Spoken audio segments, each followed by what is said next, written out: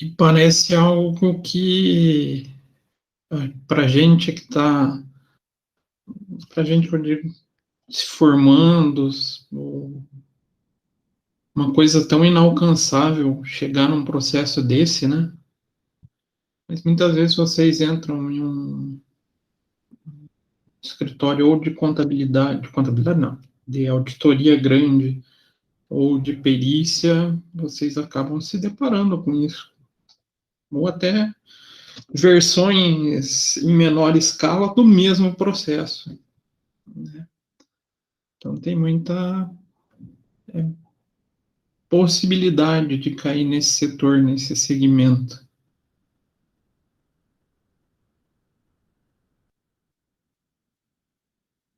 Então vamos começar, né? Compartilhar aqui minha tela com vocês.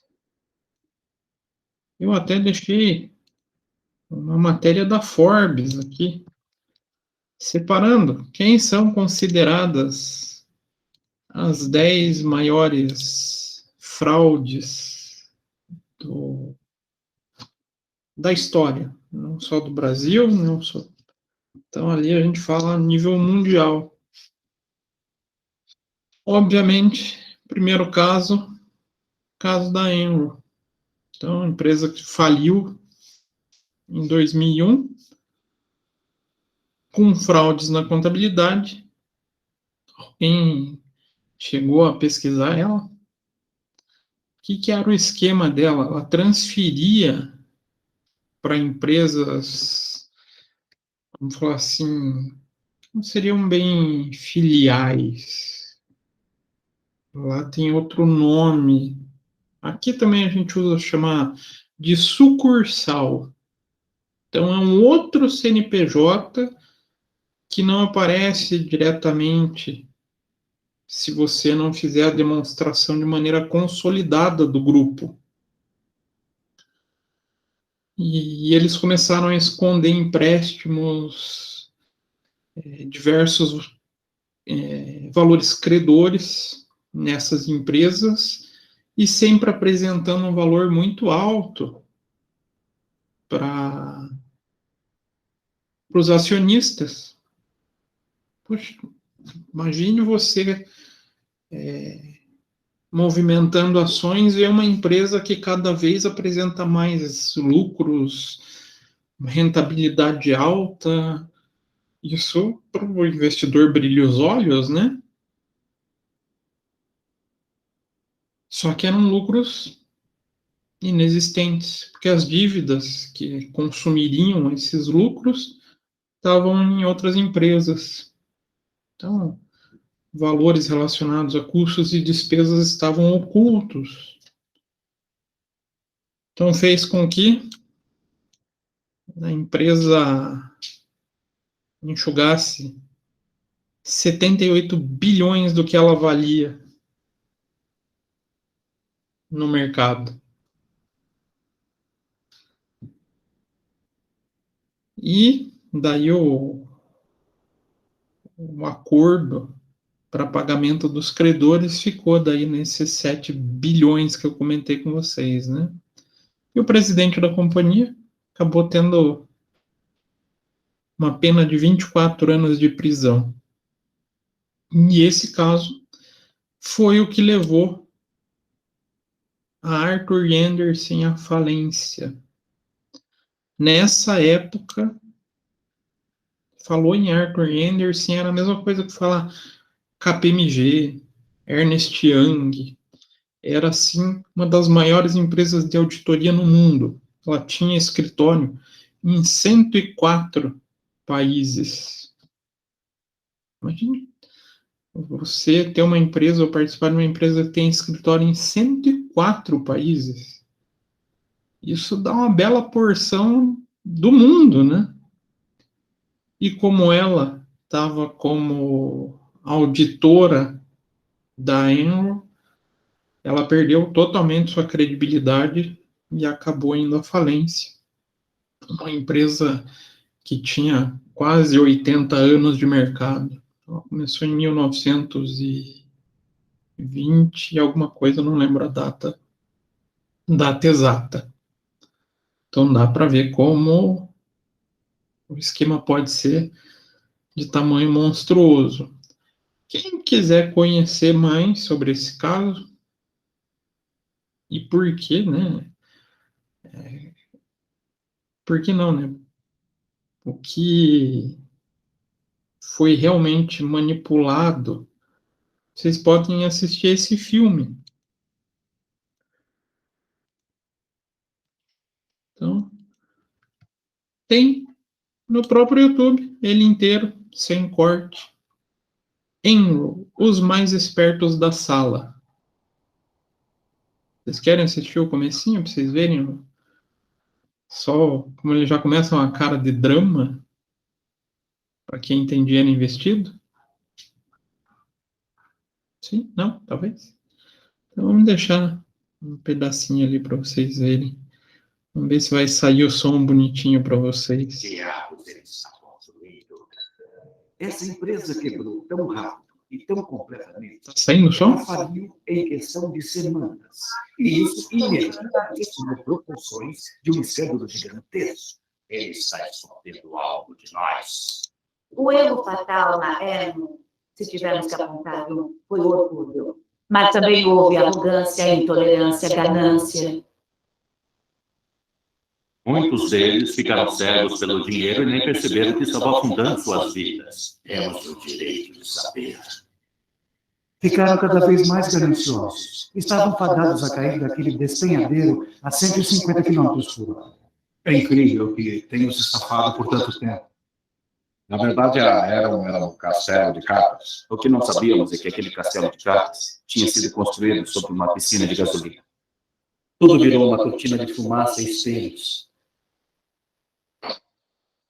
Está aberta a sessão. Este é o maior caso de falência corporativa dos Estados Unidos. A questão aqui é o que aconteceu, quem foram os responsáveis pelo fato e como podemos evitar que isso volte a acontecer. Acho que a história da Enron é tão fascinante porque as pessoas a veem como uma história sobre números e, de alguma forma, sobre transações complicadas. Mas, na verdade, é uma história sobre pessoas e é, de fato, uma tragédia humana.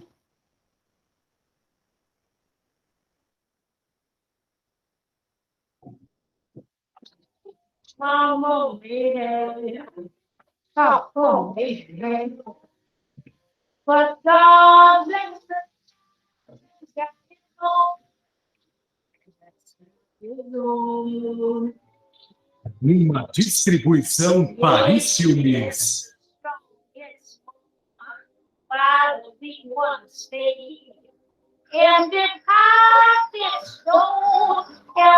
Enron.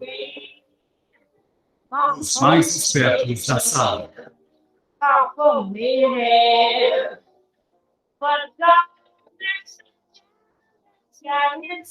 Brasileira.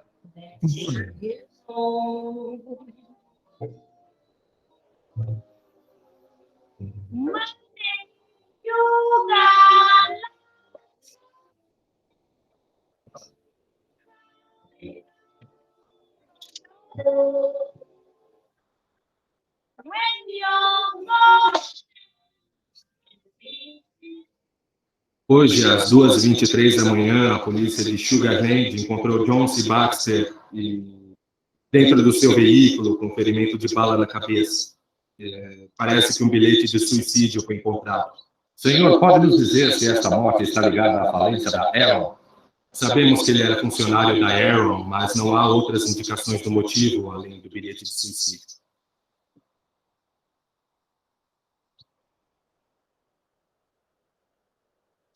Senhor Skilling, permita-me tocar num assunto delicado, é claro. O suicídio de Cliff Baxter.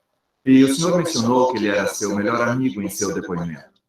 Antes dele morrer, o senhor conversou com ele? Sim. E algum assunto relacionado com a Enron? Sim.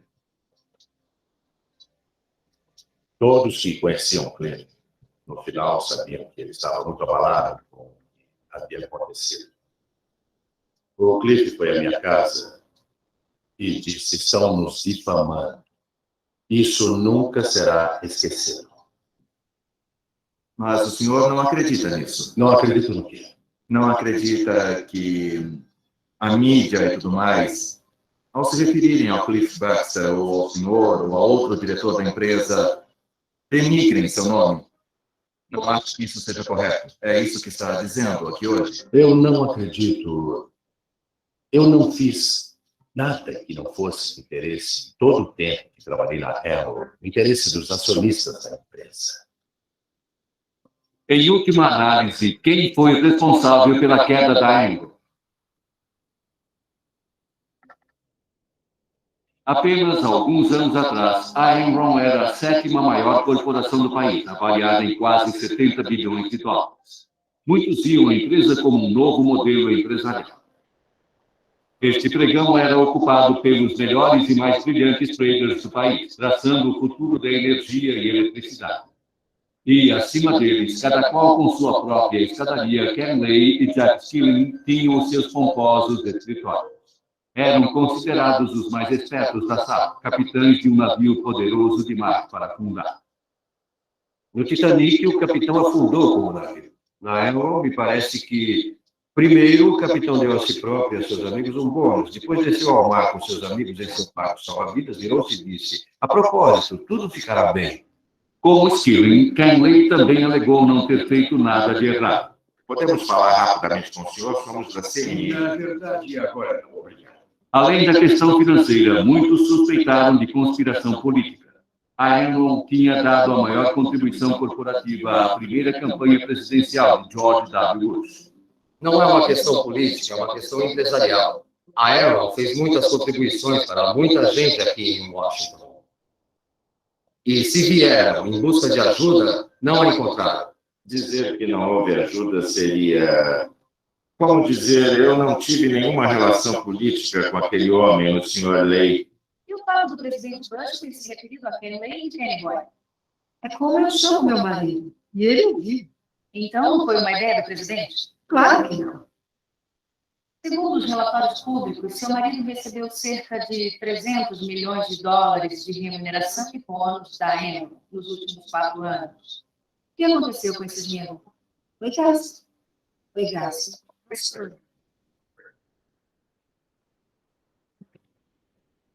São evidências destruídas e pegamos a empresa. Logo descobrimos que alguns dos funcionários haviam vendido $1 bilhão de suas ações em meses anteriores. O senhor converteu ações no valor de 66 milhões de dólares?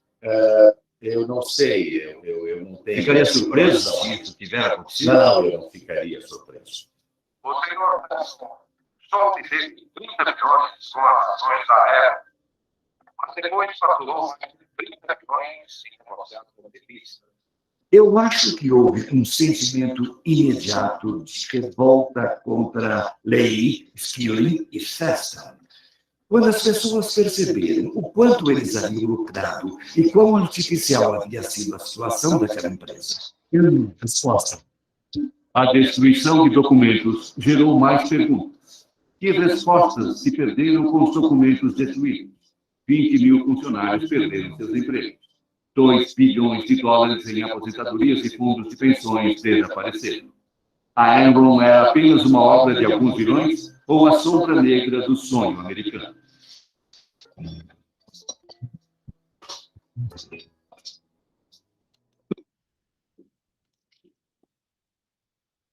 Acho que deu para começar para perceber o tamanho que foi essa falcatrua, né? O que vocês acharam? Aconselho daí vocês assistirem ele completo. E quem já chegou a assistir aquele filme que eu falei, As Loucuras de Dick e Jane?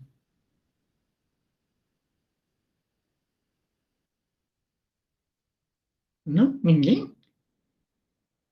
Se vocês começarem a comparar aquela história ali com o filme, vocês percebem que a sátira foi feita em cima desse caso, né? Outro caso conhecido daí, que eu até falei do John ali, do Bernard Madoff. Então, esquema pirâmide. Então, rendimentos anormalmente altos distribuídos Então, também uma fraude de 65 bilhões de dólares. Quem mais? Lehman Brothers. Essa foi no final de 2008. Então, a gente tem 600 bilhões em ativos do banco que não existiam. E a fraude foi percebida aí bem especificamente por um examinador de falência. Quem que é o examinador de falência aqui no Brasil? Quem faz esse trabalho perante a justiça? O perito contábil. Ele cria um nome específico para isso, mas a perícia foi que levantou todo esse ativo superdimensionado, né? Então, outro caso da Sedante. Então, estimativa com fraude em franquias de hotéis, 19 bilhões. MF Global, também ali na casa de 1,6 bilhão. Dá para ver que tem o caso da WorldCom, que eu tanto falo para vocês, né?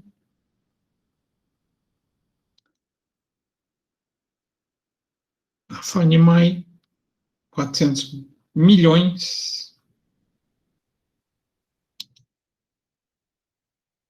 A Hertz, então 1,4 bilhão.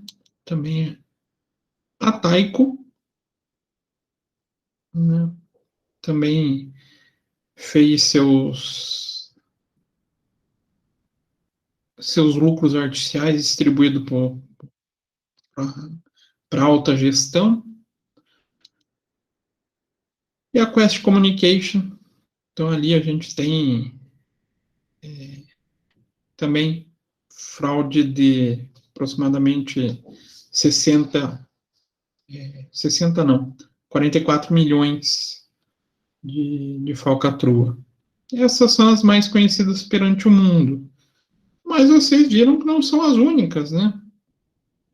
Vocês trouxeram caso Parmalat, também é um caso de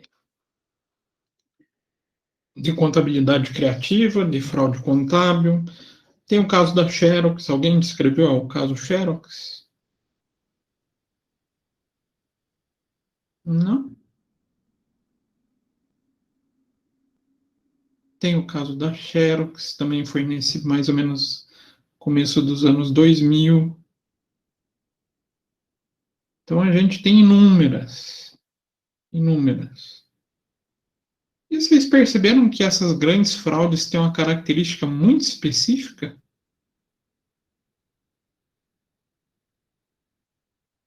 O que elas gostam, ou o que o fraudador, nesse caso, gosta de fazer? Utilizar o patrimônio líquido ali na fraude, né? Ação, o valor da ação. Ele faz a utilização da própria ação para conseguir obter o êxito da fraude. Então, ele se utiliza de outros mecanismos da contabilidade, outros grupos patrimoniais, mas o que interessa para ele é o PL. Então, as maiores fraudes que vocês vão encontrar vão acarretar no patrimônio líquido, tá? E sempre beneficiando o acionista ou um grupo de acionista que tem informação privilegiada, que tem acesso a dados privilegiados. Tiveram alguma notícia esse ano de negociação com dados privilegiados? Escutaram alguma coisa disso? E foi começo desse ano. Está sendo investigado, mas tem um caso dentro da Petrobras também, de negociação com ação privilegiada.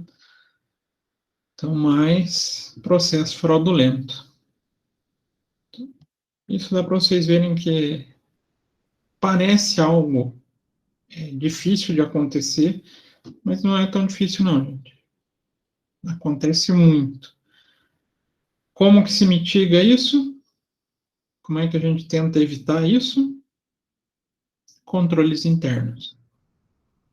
Então, aquele conjuntinho das fraudes que aconteceram da década de 90 até o começo de 2003, principalmente o caso Enron, o Enron e o WorldCom, que são os mais estudados, fez com que surgisse a tal da Lei Sarbanes-Oxley.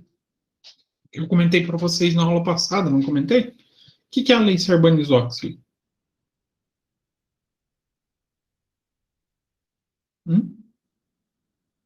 Uma regulamentação sobre controles internos para quem quiser ter o mercado, ter acesso ao mercado de capitais americanos. Então, empresas do Brasil que têm ações fora, que têm ações lá nos Estados Unidos, obrigatoriamente têm que atender os requisitos da Sarbanes-Oxley.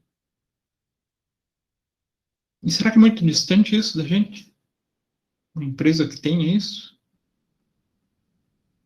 Consegue imaginar alguma?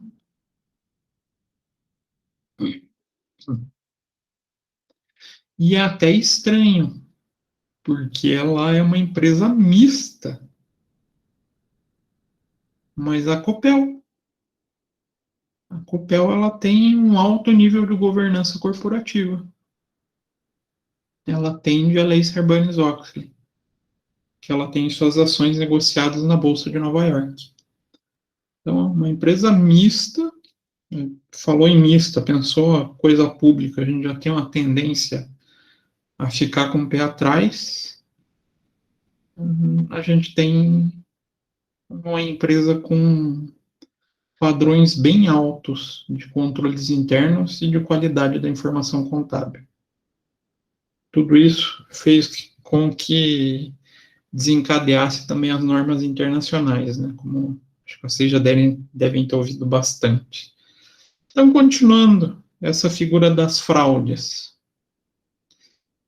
A gente falou da fraude no capital circulante, aula passada, né? Então, que tipo de fraude pode acontecer? Modelos, né? Porque quanto mais se pensa em bloquear a fraude, mais se pensa em como fazer fraude. Isso é uma reação do ser humano, procurar caminho para levar vantagem. Então, a gente viu possibilidades lá do caixa, do contas a receber, né, clientes, duplicatas, e dos estoques, né? Outra possível fraude é no ativo permanente. Lá no imobilizado, a gente costuma encontrar também fraudes. Essas aí a gente já começa a ver com volumes maiores. Volumes que eu digo, capital. O dinheiro envolvido nessas fraudes geralmente é maior. Então, as imobilizações técnicas e aquelas de rendimento também são fonte de fraude. Muitos interesses podem existir em reduzir ou aumentar valores de parte desse capital, para efeito tanto qualitativo quanto quantitativo. Então, posso ter interesse em aumentar o meu capital. Cartão corporativo pode ser considerado fraude? O cartão em si, não. Tá?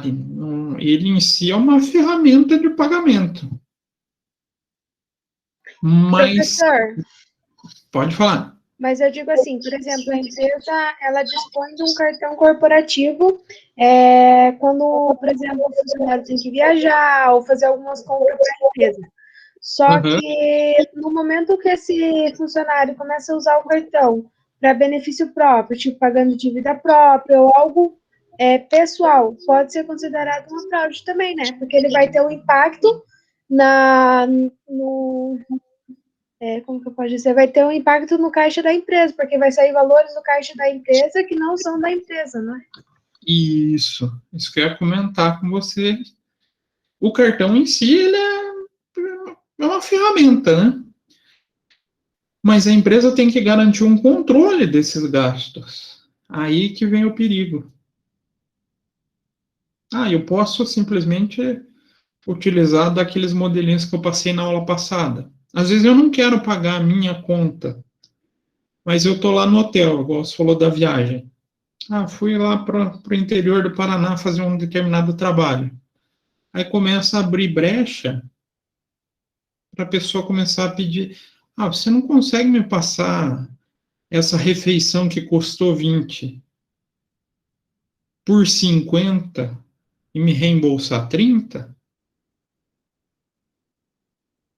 Olha, vai sair o documento no nome da empresa, tudo bonitinho. E não é uma fraude? Ele não está tirando benefício próprio? De maneira intencional, né? Então, é perigoso. Também, a fraude, ela é sempre, vamos falar assim, não vamos falar que é impossível coibir, mas ela é muito difícil da gente zerar o risco. Isso, superfaturar as compras, ele consegue fazendo uma negociata com o fornecedor. Então, a fraude, ela sempre vai estar suscetível no mundo empresarial. O risco é que a gente tem que tentar minimizar fazendo a figura dos controles internos. Então, a melhor maneira é tentar desenvolver um controle externo para que ele não tente levar vantagem em cima da empresa. Então ele vai viajar. O que é melhor ele fazer? O que a empresa pode fazer? Se possível, já deixe hotel reservado, pague para refeição valores fixos de diária, como se fosse um vale-refeição, né? Prestação de contas com as notas fiscais. A pessoa do financeiro, a hora que vai fazer a verificação, consegue saber se teve algo de errado ou não. Pelo menos consegue ter um indício para desconfiar. Tudo isso vai ajudando a minimizar o risco. Mas se pegar e entregar o cartão na mão do funcionário e fazer pouco controle em cima desse uso, pronto, abriu um caminho para quem tem má intenção para criar uma fraude. Então, esse caso da Aline é bem comum, tá? Parece um caso que, teoricamente, a gente pensa na boa índole dos outros, né? Que caso que não vai acontecer. Não, mas o pessoal faz, gente. Faz. Infelizmente, a má intenção existe. A gente não pode, nesse meio empresarial, partir da hipótese ou da ideia que todo mundo vai ser honesto sempre. Tem pessoas que não são. Então, voltando aqui para o ativo imobilizado. Por que eu poderia ter interesse em aumentar valores de ativo imobilizado?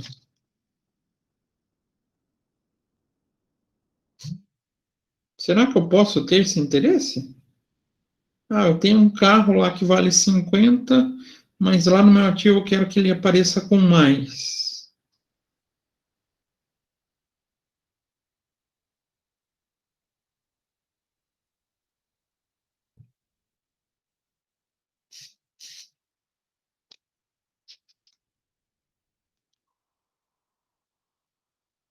Posso ter isso? Ó, o caso Enron é um exemplo. Quero tentar apresentar uma empresa grande para o meu acionista. O meu acionista vai ver com olhos melhores. Bacana. Vou conseguir trazer o recurso e depois eu pego e vendo minhas ações até a hora que explodir tudo isso. Ou, outro caso, sou uma empresa que participa de licitações. Licitação, eles trabalham com capacidade técnica. Então, eles usam índices lá do índices da análise de demonstrações contábeis para verificar o tamanho da empresa, o porte da empresa. E se eu consigo melhorar o meu ativo, eu consigo melhorar alguns índices. Também é outra hipótese. Ah, mas eu quero utilizar essa fraude, ou utilizar esse artifício para fazer uma fraude no passivo. E eu inflo meu ativo para ter um bom balanço e vou no banco e peço empréstimos. Então, boas vantagens para conseguir ou para ter intenção de aumentar o meu imobilizado. Ah, e por que eu iria reduzir meu imobilizado? Quero apontar que minha empresa vale menos. Então, estou fazendo a dissolução da sociedade. Quero passar a perna no meu ex-sócio. Ah, então, se a empresa vale menos, vai sobrar menos valor para distribuir entre os sócios, né? Ah, então vou fazer com que o meu ativo seja subavaliado. Então, mais uma possibilidade. Então, existem diversas intenções e, às vezes, a gente acaba encontrando situações que a gente não consegue nem imaginar. Então, entre as fraudes mais comuns nessa área de imobilizado, a gente pode relacionar aqui aquisição fictícia de bens, contabilizo um bem que nunca foi comprado, produção de bens pela própria empresa e com os investimentos registrados como despesa. Então, sem débito no imobilizado. Opa, para que eu vou fazer isso? Posso fraudar quem também? Quem que eu teria muito interesse em diminuir despesa, principalmente no Brasil? Quem utiliza a base de cálculo valores que levam em consideração receitas, custos e despesas? Tributo.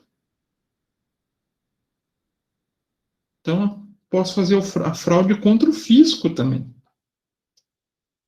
Então, posso usar essa figura do imobilizado para tentar gerar fraude tributária, que é um pouquinho mais perigoso, né? Mas cadeia acho pouco provável, né? Venda ruinosa de bens para produzir recursos, com prejuízos a credores. Que seria essa venda ruinosa para produzir recursos? Venda de ativos sem qualidade, vamos falar assim. Ah, acontece isso? Não dá para dar uma maquiada num bem e vender ele, né? É só comprar um bem por 2x, mas o preço dele pelas condições é X. Outra situação, depreciação exagerada.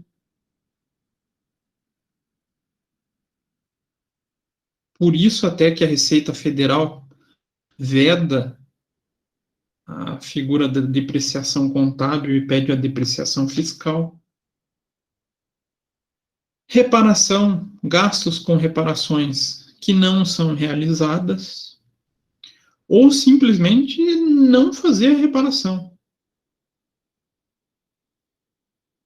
Nossa, professor, mas pode acontecer isso? Pode. Isso eu vou contar um caso que eu vi de perto, tá? Vi de perto porque eu era funcionário. A gente teve um período na LL onde o presidente,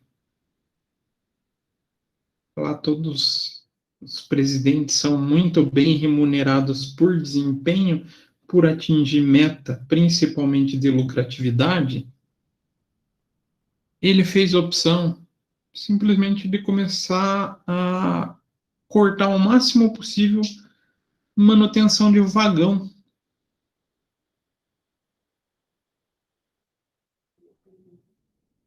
Mas qual a vantagem, professor? Custo com manutenção de vagão para uma empresa que faz transporte ferroviário é alto, né? Então, ele conseguiu começar a reduzir os custos e assim apresentar um lucro maior. Então, a rentabilidade da empresa estava sendo atrativa. E lá o mandato de um presidente é 2 anos. Ele fez isso por 2 anos. Nossa, ganhou seus altos bônus e saiu da empresa. Ah, gerou transtorno depois? O que acontece com um bem, principalmente um bem para transporte, que não sofre manutenção? Qual que é o reflexo disso? Pense vocês deixar de fazer manutenção no carro, o que vai dar? Vai chegar uma hora que vai dar problema?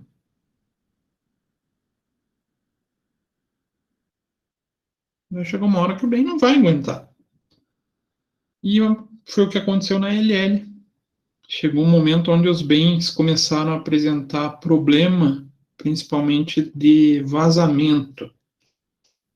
E como um dos fortes da LL é carregamento de grão, ele perdia muito durante o transporte. Então ele saía do lado interior do Paraná com 60 toneladas, chegava no porto com 53. Ah, mas e os 3 de diferença? A LL tinha que bancar daí, que é perda, né? Perda do produto. Ele conseguiu, de uma maneira escusa, levar o seu recurso, mas sabotou a empresa. Claro, não teve processo, não teve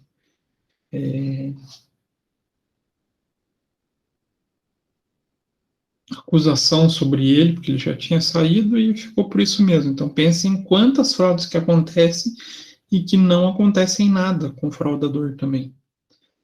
Outra possibilidade, reforma registrada como despesa, também é uma forma de diminuir valores de ativo. Trocas de bem com conhecimento de elementos de menor qualidade, sem entrada de dinheiro no caixa.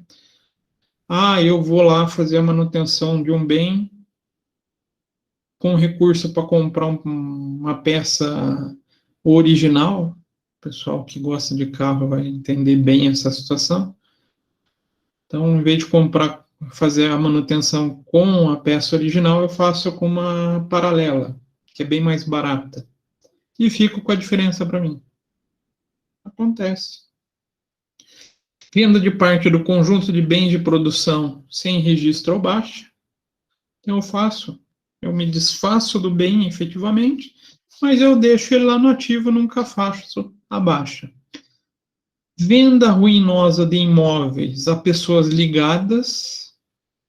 Então, imóveis que não têm uma serventia esperada são repassadas a pessoas próximas da empresa, ou até empresa de fachada.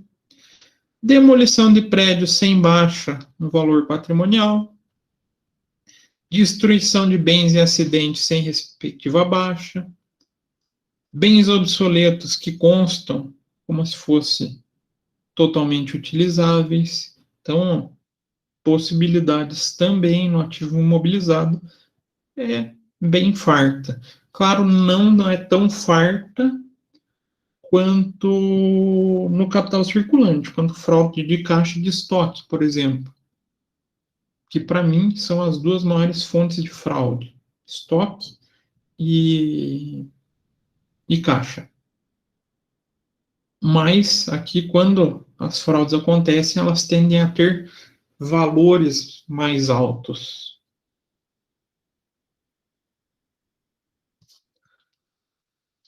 Então, embora seja menos frequente a fraude ocorrer dentro do permanente, nas perícias dedicadas a caso de recuperação judicial e falência, a gente tem que se preocupar.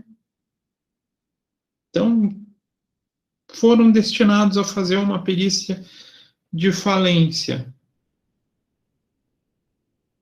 Olhem com muito cuidado o ativo imobilizado. Mas muito cuidado. Ah, professor, eu não estou trabalhando como perito, eu estou como auditor. Olhem com muito cuidado o ativo imobilizado.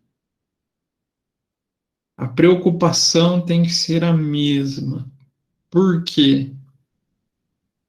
Quando se dá problema no ativo imobilizado, é onde a gente encontra valores altos, onde a tendência do problema é que ele seja bem maior. Exemplo disso? Temos exemplo no Brasil, será? O que vocês acham? Que não chegou a passar por perícia, mas foram pegos por auditoria. Alguém lembra de algum caso assim?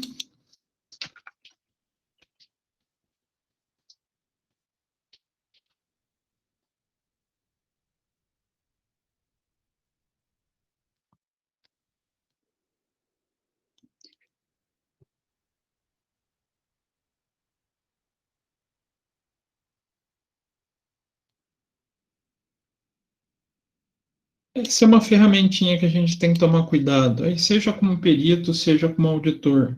Tal do teste de impairment.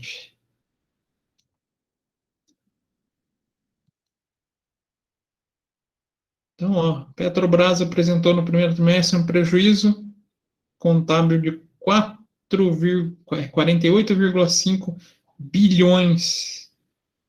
Pior resultado da empresa no trimestre. Por quê? O que isso aconteceu? Lançamento de impairment. Isso de agora, tá, gente? E a Petrobras já tem histórico desse problema. Então, olha as variações que a gente tem de, vamos falar assim, projeção para recuperar esse resultado. Então, se vocês pesquisarem impairment Petrobras, vocês vão achar muita coisa nesse ativo. Por isso, até que a Petrobras não consegue ser uma empresa do novo mercado, tá? Vocês lembram o que é o novo mercado? Comentei com vocês. Empresas que têm o maior índice de governança corporativa são consideradas empresa do novo mercado. A Petrobras não tem esse título. Triste, né? Então, além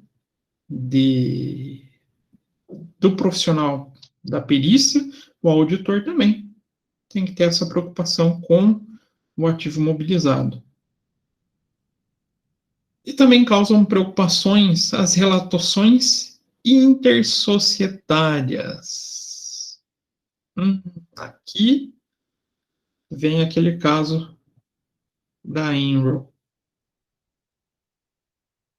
onde se transferia os passivos para essas sucursais. Também costuma acontecer, então, nas ações dessas empresas, onde a gente consegue maquiar ou aumentar o valor dos meus investimentos, ou diminuir o valor de investimentos e manipular a minha informação contábil. Então, também muito cuidado com a figura de contas de investimentos, principalmente controladas e coligadas, tá? Falou em empresa controlada, seja num processo de falência e recuperação judicial, ou também na auditoria, olhem com mais atenção. E vejam se as empresas existem mesmo. Vejam se a equivalência patrimonial foi feita. E se foi feita, se está feita da maneira correta. Se foi registrada da maneira correta. Porque vai interferir no resultado dos balanços. Então, a gente também tem um número bem grande de fraudes nessas relações intersocietárias. Se vocês pararem para analisar, são as maiores. Então, em geral, é realmente comum que empresas do mesmo grupo operem-se ou façam operações com valores subavaliados, superavaliados, movimentos falsos de crédito, vendas, débitos, compras. Então, uma empresa de um grupo pode ser utilizada pela controladora para uma série de fraude contra terceiro. Aí, a importância que se dá hoje das demonstrações consolidadas, tá? Por isso, tem um CPC só para falar disso, como é que a gente repassa a informação, tanto na consolidação das demonstrações, quanto na divulgação dessas informações contábeis. Que é mais importante, pelo menos no meu entendimento, é mais importante a divulgação do que o próprio demonstrativo. O que eu vou falar nas notas explicativas são mais significativas do que o próprio número. Claro que os dois se complementam, né? A gente tem que ter uma atenção com cuidado. E será que dá para até prejudicar o fisco nisso? Eu não quero prejudicar ninguém, eu só quero pagar menos imposto. O que vocês acham? Dá para fraudar o fisco?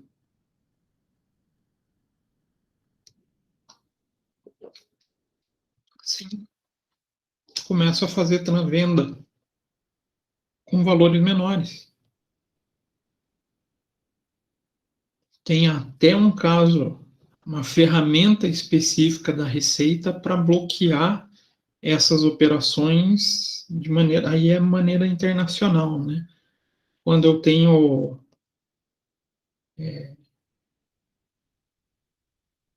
também sucursais fora do país, mandando material para o Brasil ou vice-versa, que é o cálculo do transfer price. Quanto que a Receita aceita de preços de transferência entre essas operações do mesmo grupo em movimentação internacional. Ela tem esse cuidado também. Ela já desenvolveu uma ferramenta para tentar coibir fraude. Então, a fraude, como a gente viu, não é apenas de empregado, mas também dos próprios empresários. E os grupos têm se prestado a uma série de maquiagens contábeis, maquinações contábeis.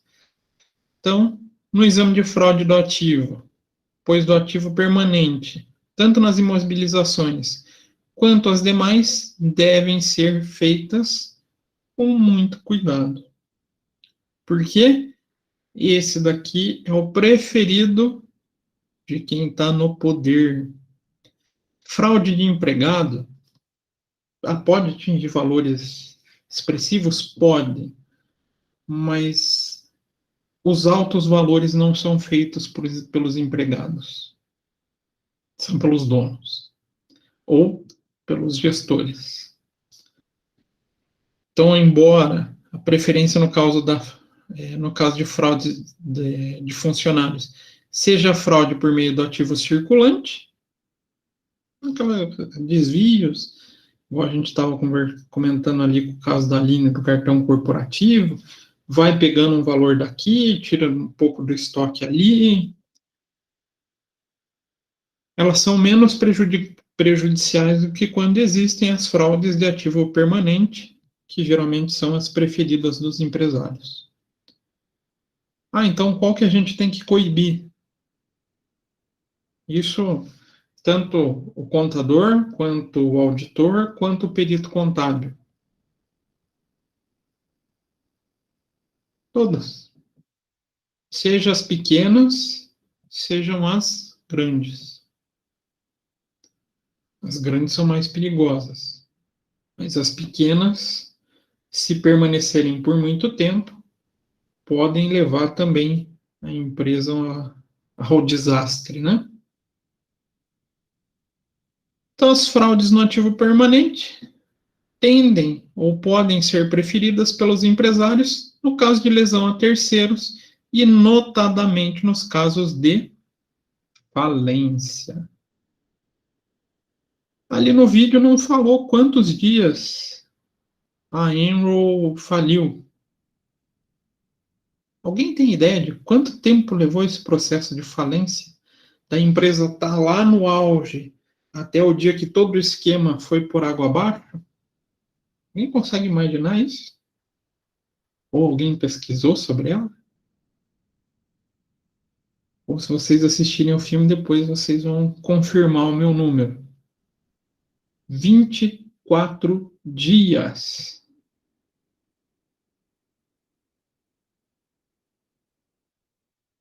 Mas então como é que o empresário fez? Vocês viram eles dando o depoimento que eles movimentaram as ações antes da fraude? Eles já tinham ciência do que estava para acontecer. Viram que estava no ápice da empresa antes da queda.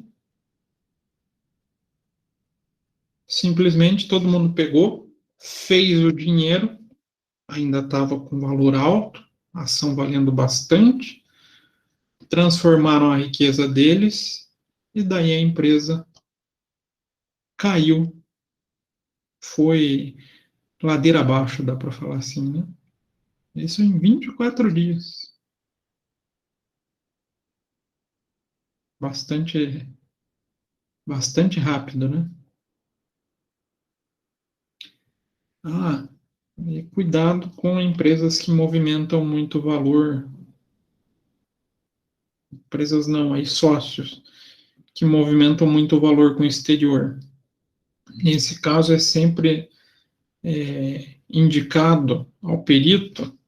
Então, vocês estão lá fazendo a perícia do caso de falência. Peçam a quebra de sigilo bancário dos sócios, para ver se teve movimentação, principalmente de envio para fora do Brasil. Porque quem vai pegar esse tipo de recurso não vai querer deixar no seu país de origem, porque sabe que vai ter grande chance da justiça buscar esse valor. Aí entra a figura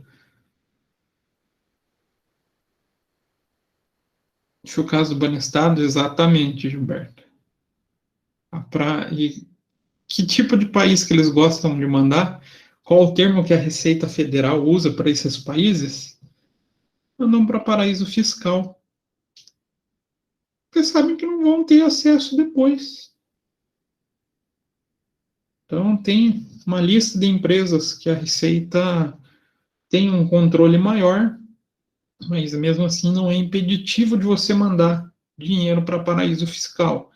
Mas se existir movimentação para esse tipo de país, onde vocês estejam trabalhando, uma perícia sobre falência, existe a grande tendência de encontrar fraude ocasionada pelos próprios sócios ou pelos gestores. Então, o perito, conforme o caso, tanto interessa as fraudes dos empregados, tem que ficar atento a isso, como as praticadas pelos próprios empresários na lesão a direito de terceiros.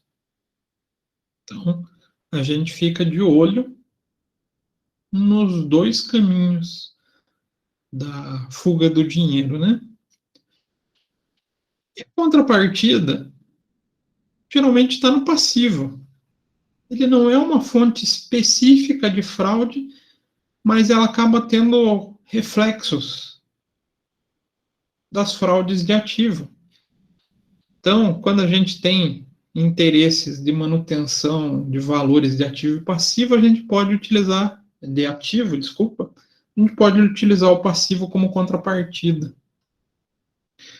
Então, eu posso ter tanto interesse em aumentar a dívida, quanto diminuí-la, conforme a minha necessidade.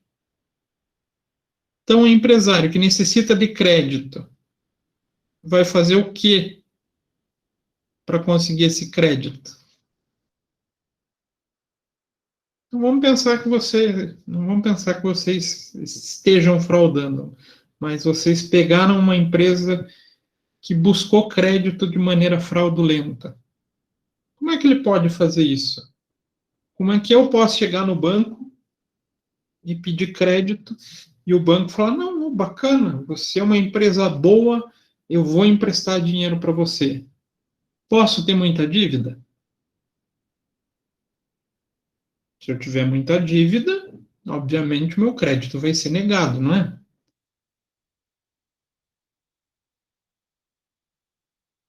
Então, eu dou uma maquiada no meu balanço para não aparecer essas dívidas. Eu faço a fraude de esconder ou mascarar dívidas.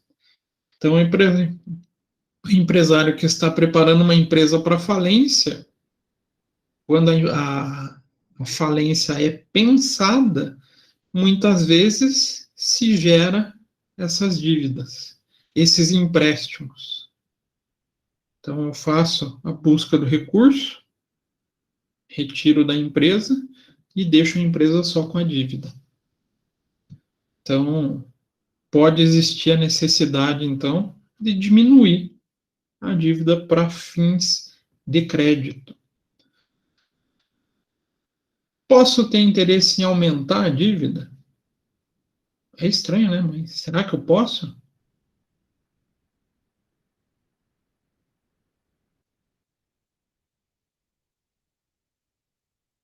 Então, vamos supor, eu sou sócio de vocês na empresa. Tenho a maior parte do capital. Estou lá como administrador. E a gente brigou, vai todo mundo pegar a sua parte da sociedade e vai fazer a dissolução dela, vai encerrar. O que eu posso fazer para me beneficiar perante vocês? Faço uma maquiagem aumentando dívida. Entra naquela continha ativo igual a passivo mais PL. Tendo passivo maior, vai sobrar menos patrimônio líquido para dividir para os sócios. consigo fraudar e diminuir o valor que vocês vão receber nessa dissolução de sociedade. Então, mais hipóteses, onde a gente, até é mais difícil a gente imaginar, né, alguém que queira mostrar a dívida, mas não, isso pode acontecer também, tá? Então, geralmente, as dívidas que se escondem são substituídas por longo prazo, quando são de curto prazo, ou não são registradas. E as dívidas que se inventam são resultados de contrato que não existe, nota fria, nota promissória inexistente, empréstimos de sócios. Então, ferramentas que eu posso tanto aumentar passivo quanto diminuir passivo, conforme o interesse. Então, vocês podem ver que aqui também é mais acessível a esse tipo de fraude os gestores e não os funcionários.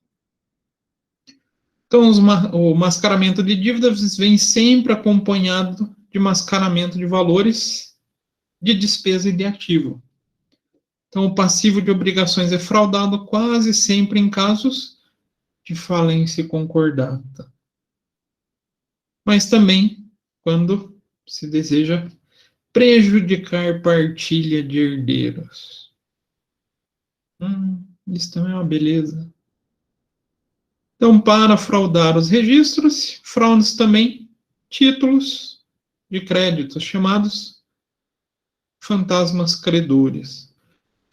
Na quase totalidade dos casos, falsificam-se títulos cambiais, pois também se utilizam de crédito de sócios e de associados e de suprimentos fantasmas. Então, a gente tem uma variedade de mecanismos para tentar fazer a manipulação dos passivos para conseguir obter vantagem em cima disso. Então, em geral, as fraudes no passivo são especificamente envolvidas ao prejuízo de credores.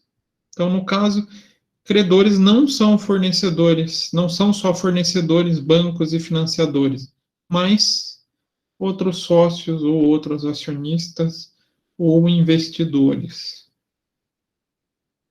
Então, as obrigações, como fonte representando o capital de terceiros, têm prioridade no resgate.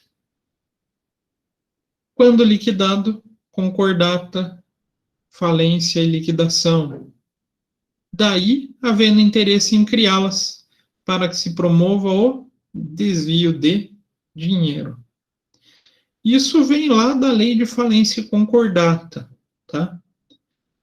Quando a gente está, vamos falar assim, indo para o buraco, as primeiras pessoas que recebem são as pessoas de fora da empresa.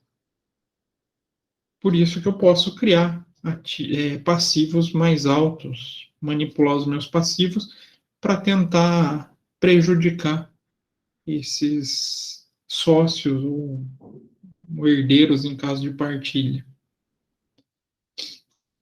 Então, o profissional facilmente pode identificar esse tipo de fraude pesquisando a origem da dívida, da onde, para quem que eu estou devendo, e qual a aplicação, aonde foi parar o recurso. Aqui envolve um pouquinho da despesa. Conhecer o que se fez com o que foi comprado. Será que existe? Será que não existe? Então, isso trago de volta aquele caso que eu falei do laboratório. Comprava um produto, daí eu fui entrevistar a responsável do laboratório, que nunca foi utilizado no laboratório da faculdade. A faculdade que era mantida pelo hospital. Obviamente, um grande indício de uma compra fraudulenta, lançamento de passivos não existentes e retirada do dinheiro do caixa, com essas compras sem destinação, né? Então, a gente pode seguir essas duas trilhas. Quem é que participou como credor da operação e aonde foi aplicado. Além disso, deve promover o exame das formalidades e materialidades dos títulos que representa a dívida. Está documentado? É um título real? Não é? É um título registrado?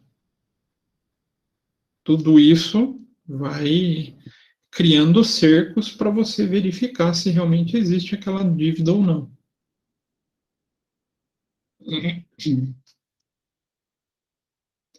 Então, assim, por exemplo, se o título de dívida de uma promissória, a gente tem que procurar identificar o beneficiário, bem como as ligações que essa pessoa ou essa empresa tenha com a empresa, e verificar também se essa promissória segue todos os requisitos legais.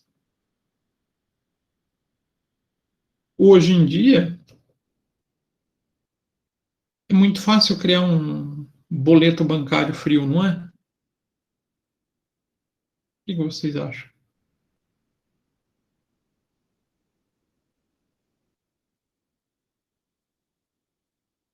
Sim, não, talvez. Até aproveitam de muita gente. Aí é crime cibernético mesmo, né? O pessoal entrar numa determinada página achando que está entrando numa página oficial, entra numa free, gera um boleto e paga para quem não tem nada a ver. Gerar boleto é simples. Por isso, um boleto realmente confiável são os registrados. Hoje todo boleto praticamente tem que ser registrado. Isso diminui a chance da criação desses boletos fictícios. Então, boleto registrado ele tem que ter a formalidade legal para que ele exista. Então, ou seja, a verificação deve abranger os aspectos formais e essenciais. Interessa ainda o registro do título no livro diário. Está na contabilidade, existe, para conhecer o porquê foi constituído essa dívida. Entra aqui na figura de entender a origem, né? Procura identificar quem e começo a vasculhar na contabilidade por quê. Por que compraram? Qual foi a contrapartida do lançamento desse título? Então, sabendo qual foi a contrapartida da dívida, a gente começa a ter indícios da utilização. Para que foi aplicado? Por que compraram isso? Entrou na empresa esse produto ou esse serviço? Serviço é mais fácil de acontecer do que produto, tá? Então, a investigação deve se aprofundar até que a gente consiga formar uma convicção se aquele passivo existe, é quente, né? Ou se é um passivo fictício, algo que não tem representação real. O patrimônio líquido também acaba sendo um dos caminhos preferidos pelos empresários, pelos sócios. Então, também no patrimônio líquido a gente vai encontrar fraude. Em geral, não são frequentes e defluem de falsa constituição de capital ou das suas integralizações. O pior, gente, aqui é de chorar. É de chorar. Mas eu aposto que vocês já pegaram empresa fraudulenta sem saber ou sem ter essa ideia de que é uma fraude o que está acontecendo. Será que todo empresário que abre a empresa vai lá e fala o capital social, ele coloca aquele dinheiro na empresa realmente? O que vocês acham?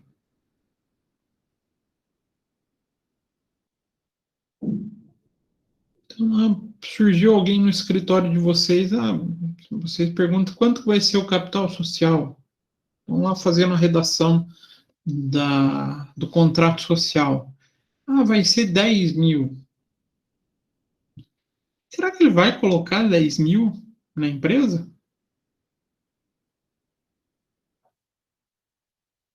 O que vocês acham? Acho que não. Acontece muito, gente. É muito comum isso. E tem caso que é pior, que daí a fraude se torna mais perigosa, que é o caso da Eireli. A Eireli tem uma característica especial. Quem lembra o que é? Que é bem envolvida no capital social. Eu só posso abrir uma empresa no formato Eireli se eu tiver quanto de capital social? Lembram-se disso? Isso vem lá do direito empresarial. Preciso ter 10 não, 100 salários mínimos. Dá quanto hoje em dia isso? 104 mil? Não, né? Subiu o salário mínimo. 105 mil, né? Dá 104.500, acho que subiu para 150 o salário mínimo. 105 mil. A pessoa vai e abre nesse formato. Será que ele coloca os 105 mil? Muitas vezes não. Bacana, já está feita uma fraude. Muitas vezes o empresário não faz com má fé. Desculpa, gente. Às vezes ele não faz com a intenção de prejudicar, mas faz.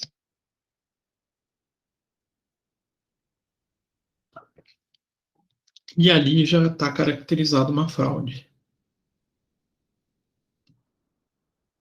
Então, alguns capitais se formam apenas nominalmente, ou seja, lá no contrato social consta uma integralização só no papel. E ainda tem gente que distribui. Foi tanto em mercadoria, tanto em título de crédito, tanto de veículo. Se bem que veículo e principalmente imóveis é um pouquinho mais controlado. Imóveis é bem controlado pela junta. Mas os outros materiais aqui pode vir de maneira fraudulenta. Se a pessoa realmente colocar os bens, não existe erro, o processo está certo. Eu posso integralizar o capital da maneira que eu quero, da maneira que eu sentir interesse. O que eu não posso é falar que eu tenho um capital onde não existe aquele dinheiro. Então pode também ocorrer integralização com nota promissória, de pessoas que não existem, ou de empresas associadas. Isso vai daí gerar a possível fraude também. Tal prática, contabilmente, faz integralizando o capital, mas sem corresponder à efetiva entrada de bens ou recursos no ativo da empresa. Então, representa uma falsa forma de constituição de capital. É uma fraude. Então, essa é uma das razões pelas quais, quando a gente encontra plano oficial de contas, lá na Comunidade Europeia, exige que as empresas associadas ou ligadas tenham contas próprias ou evidentes. Outra possibilidade dentro do PL, reservas. Contas de reservas falsas. Constituição inexistente de reservas. Então, podem ocorrer, quer por reavaliação fantasiosa, isso custou caro para o Brasil. Como assim custou caro para o Brasil, professor? A gente tem lá no nosso CPC 27 possibilidade de reavaliação? Não. Na contabilidade internacional, pode fazer reavaliação? Pode. E por que no Brasil não pode? A legislação societária vedou. Por existir esses casos, o pessoal fazia reavaliação de bens que não tinham realmente aquele valor. Então, inserção de valores falsos no ativos e criação de uma reserva fantasiosa, uma reserva oculta, derivada de subavaliação do passivo, como superavaliações do passivo. Então, pagamos caro por esse tipo de fraude. Ah, por que pagamos caro, professor? Tem empresa que faz processos que têm total característica de reavaliação, que são realmente reavaliações. Mas hoje eles não podem reconhecer no ativo. Ah, como assim, professor? Vamos imaginar que a gente esteja na nossa empresa e compre um carro usado. E a gente restaure ele de ponta a ponta. Vai aumentar o valor desse bem? Vai, né? Vai gerar um aumento. Até 2010 se podia registrar esse aumento de bem, contrapartida, reserva de reavaliação. Hoje a gente não pode mais. Mas são fontes possíveis de fraude.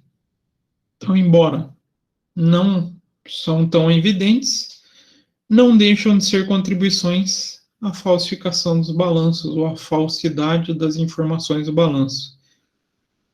Podem ainda alterar o valor de patrimônio líquido com produção de informação falsa sobre o lucro.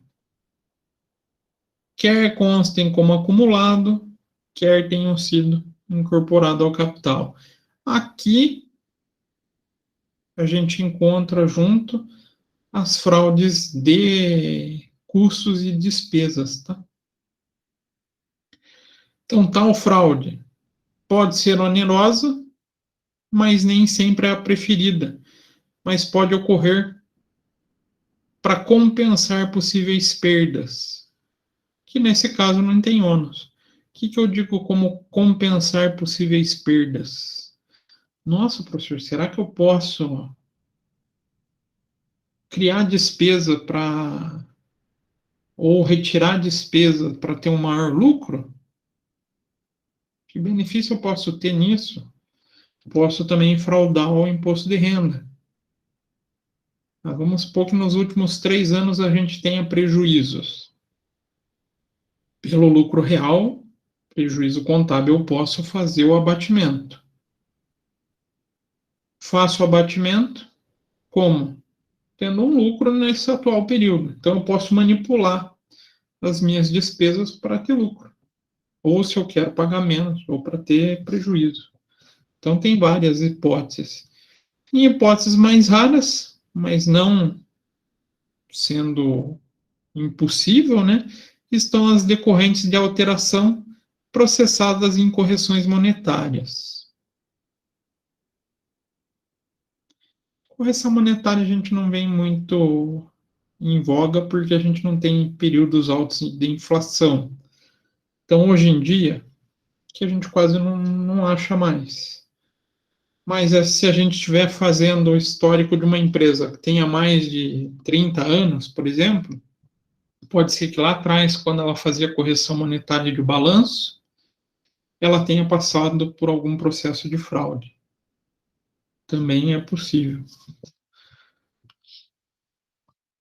E fraude nos custos.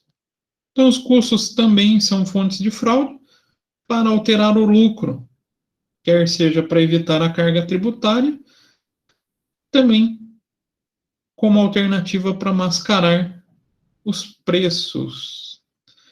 Então, as fraudes cometidas pelos empresários quase sempre visam interesses, pois em pagar menos imposto de renda, também iludir credores e iludir controle de preços governamentais. Aqui até não vem mais acontecendo muito, né? Mas pode acontecer quando a gente trabalha em setores controlados.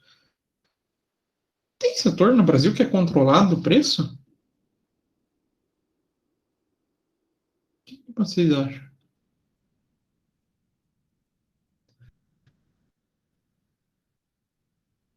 E agora? Tem, será?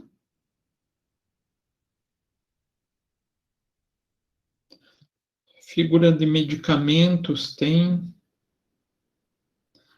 Figura de planos, tanto de saúde quanto de aposentadorias. Aposentadoria nem tanto, mas o de saúde tem controle de preço, controle de, não de preço, mas de aumento, de reajustes, e eles se baseiam muito em planilhas de custo para fazer isso. Ou aí na área pública, por exemplo, o transporte público, também se baseiam em custos para poder fazer a negociação do preço. Então, também abre brecha para poder fazer a manipulação de custos. E o imposto de renda, daí a gente já tinha até comentado, né? Posso tentar aumentar o custo do meu produto para conseguir diminuir minha carga tributária. Por isso também a gente brasileiro sofre com mais uma penalidade. Que tipo de controle de estoque que não é permitido no Brasil?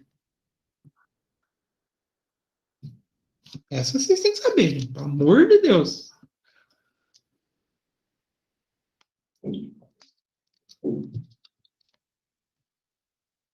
Tem o custo médio.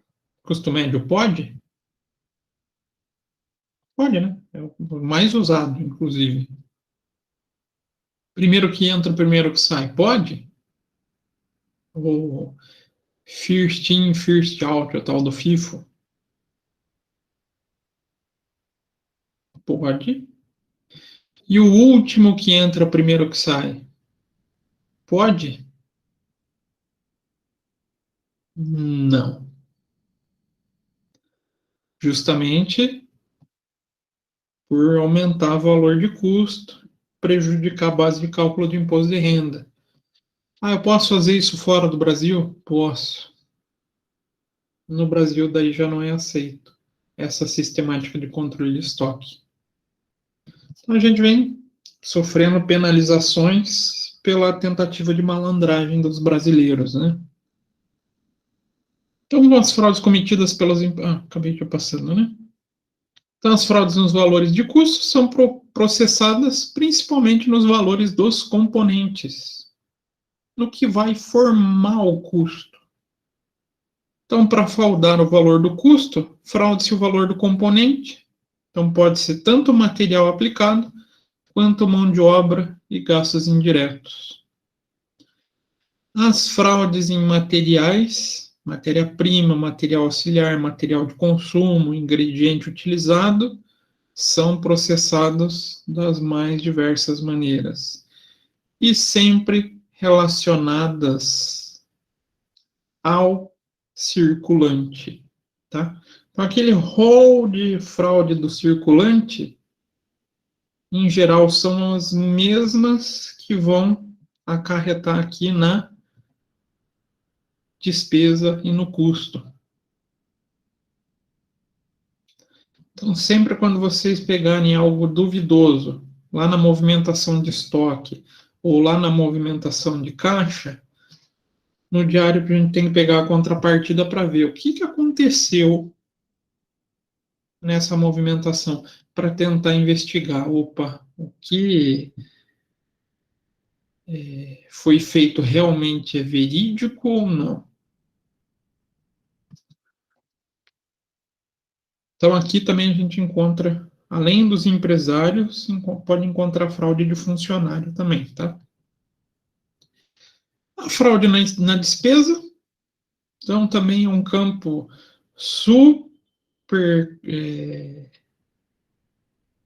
facilitado para fraude, porque ela também acompanha as fraudes do circulante. Então, as despesas possuem um campo vasto para a prática de fraude, pois abrangem despesa administrativa, comercial, financeira, tributária, despesas extraordinárias, que podem gerar pagamentos, né? Pagamentos muitas vezes não existentes, né? Tava lá no caixa, principalmente, né? Ou no estoque, mas também de ajustes. Eu posso ajustar o valor lançando despesas. O mais comum da gente encontrar na despesa é as fraudes de caixa. Em geral, no caso empresarial, até pode existir documentos, mas os documentos merecem análises mais aprofundadas, vamos falar assim. Então, a análise não deve ser só do documento, mas também do porquê que aconteceu. Porque documento a gente consegue. Igual a gente falou da linha ali do cartão, que eu exemplifiquei. Eu posso chegar num restaurante e pedir para o cara passar 50 no cartão corporativo e me devolver 30. Você tem que entender não só o documento contábil, o documento que está cobertando, mas o que aconteceu com aquela operação. E às vezes até investigar. Será que uma refeição naquele local custa 50?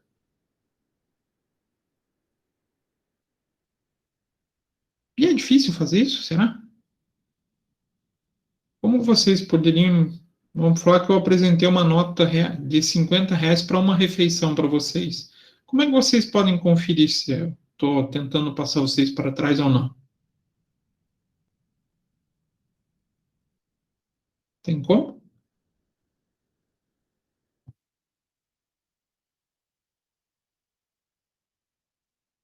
Não? Não sei. Processos bem simples, né? Posso pegar o telefone e ligar naquele lugar. E passar para um cliente, perguntar quanto custa uma refeição X. Já vou saber se existe a má-fé ou não. Então, existem formas com que a gente vai investigando se a pessoa tentou tirar dinheiro ou não. Então, conforme o interesse, pratica-se a fraude. Se o interesse é lesar sócios, herdeiros, credores, pode-se simular uma má situação produtora de perdas. Tentar diminuir lucro mesmo, tá? Quando na realidade o dinheiro vai para a mão do fraudador. Portanto, é preciso aumentar o volume de despesa. Ah, e eu sócio quero tirar dinheiro da empresa. Posso começar a contratar serviços, que por sinal também é bem comum na área pública, tá, gente? Nota de serviço com valor um pouquinho mais alto e que o serviço nunca foi prestado na vida. Por isso que serviço é mais difícil da gente conseguir rastrear e controlar do que compras de material. Porque muitas vezes o serviço não é palpável. Eu não tenho como fazer a conferência da execução. Por exemplo, se eu chegasse com uma nota de consultoria para vocês, como é que eu vou comprovar a consultoria? Se ela foi realizada ou não? O ideal é que se apresente os relatórios dessa consultoria, tudo bonitinho, mas eu posso alegar que foi uma consultoria informal. Se eu alegar que foi uma consultoria informal, vocês vão ficar com o pé atrás comigo? Ou vai passar tranquilo? Vão aceitar de boa? Acho que vão ficar um pouquinho desconfiados, né? Então a gente tem que tomar um certo cuidado nesse ponto. Então o aumento tanto pode ser suprido por documentos criados, falsificados, como podem defluir de aproveitamento indevido da situação. Então pode-se simular grandes contratos de publicidade, gerando até dívidas para sustentá-los. Então, existem casos bem conhecidos aqui no Brasil nesse sentido. Se vocês pesquisarem, vocês vão achar inúmeros, e infelizmente, na área pública, bem como empregar pessoal da família, ou pessoal ligado a gente, com salários altos, privilégios altos, também bem infértil na área pública, né? A fabricação de uma situação ruinosa é ardilosamente preparada pelos fraudadores. E o perito, para identificá-la, precisa ter em mente que o propósito é sempre produzir uma aparência que a empresa esteja ruim.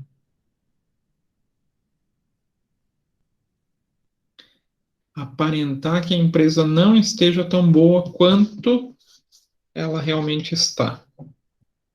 Principalmente nesses casos que eu comentei com vocês de fraude, de falência e concordata. Vícios documentais. Vou deixar os vícios para a próxima aula.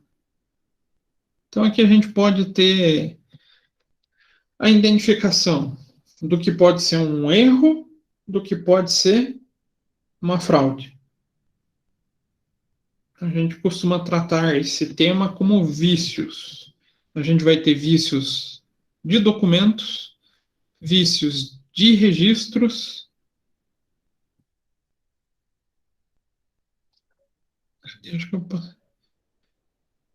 Então, essas duas possibilidades ajudam a gente a identificar se é um erro ou se é uma fraude. Mas daí eu vou, como é véspera de feriado, já é 9h10, eu vou deixar vocês ficarem tranquilos. Eu até pensei, deixa eu interromper aqui, em sacanear vocês, mas não vou. Vou ser bonzinho com vocês. Eu ia dar um trabalhinho essa semana, mas eu pensei, tá, é feriado, vou deixar eles passarem o feriado tranquilo, pelo menos com a minha matéria, né? Daí provavelmente pode ser que tenha outra matéria que tenha atividade. A não ser que vocês queiram, né? Caso vocês fiquem em silêncio, eu vou entender como um sim, que vocês querem trabalho.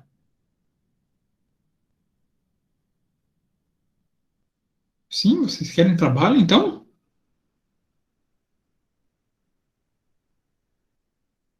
Vocês já nem estão mais na frente do computador.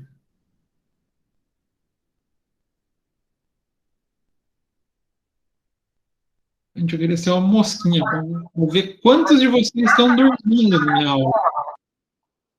Eu tô aqui.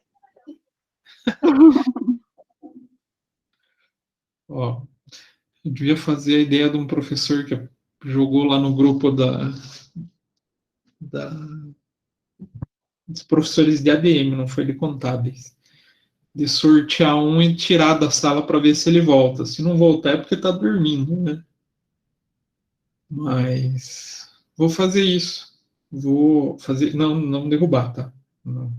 O que eu vou fazer é deixar vocês mais tranquilinhos essa semana, já que tem o feriado amanhã.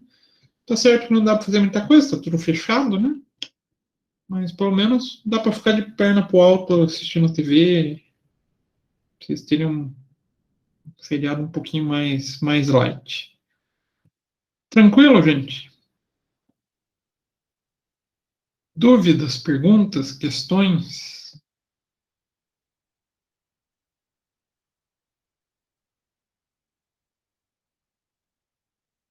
E esse silêncio é de matar, gente. Sem dúvidas, professor. Sem dúvidas. É que, na verdade, a fraude é um tema muito subjetivo, né? A fraude a gente só consegue enxergar quando a gente está na prática. A gente traz modelos teóricos, casos principais que acontecem, mas para identificar, nunca vai ser um processo igual ao outro. Não adianta eu tentar falar para vocês, existe uma receita, vocês sempre façam assim, assim, assim, que vai dar certo. Não, nem sempre vai conseguir. Por quê? Quem tem a intenção de fraudar faz de tudo para esconder. E quem está tentando esconder vai pensar as mais diversas maneiras possíveis. Então é meio que um trabalho de gato e rato. O perito ele tem que ficar vasculhando dentro da contabilidade o que pode realmente surgir como fraude. Claro, a gente tem esses pontos mais comuns, que já são mais conhecidos, que a gente pode atacar eles. Mas pode ser que a fraude esteja num caminho que a gente não esteja acostumado ou esteja fora do que teorias ou métodos antigos trazem para a gente. Então, vocês só vão conhecer se deparando. E muitas vezes, até como contador mesmo, vocês vão identificar fraude. Vocês vão estar fazendo conciliação. Então, contador interno, principalmente, né? Está lá na empresa fazendo contabilidade, vê movimentação estranha no estoque, aí vocês percebem e acabam até identificando, mesmo sem ter intenção de pegar a fraude. Às vezes cai na mão do contador por estar conferindo, movimentando essas informações contábeis. Então não é comum o próprio contador já identificar possíveis fraudes. Então tá, gente. Então, o que eu tinha para tratar hoje envolvia também os vícios, mas aí eu passei um pouquinho daquele filme para vocês. Quem quiser continuar a assistir, o nome é Enron, Os Mais Espertos da Sala. E eu sugiro, é bem interessante. Bem, assim, eles esmiuçam bem o caso. E aqueles depoimentos que aparecem são do julgamento real, tá? Aquilo ali não é uma gravação. É uma gravação, mas não é uma encenação. Isso que eu queria dizer. Aquilo ali é o julgamento do caso. Daí, com a gravação do julgamento, eles criaram o documentário. Então, desejo para vocês uma boa noite, um bom descanso, um bom feriado para vocês, né? E só não esqueçam, sexta-feira vocês têm aula normal, tá? E, lembrando também, tem a prova integradora, né? Que está no ar para vocês fazerem. Então, um motivo a mais para não passar trabalho para vocês. Aí vocês podem fazer a prova de vocês tranquilo, sem muita correria. Beleza? Beleza, professor. Então, gente, boa noite para vocês, bom descanso e a gente se encontra aqui na semana que vem, se Deus quiser, né? Se Deus permitir, estaremos aqui novamente. Boa noite, professor. Bom feriado. Obrigado, Kathleen. Boa noite.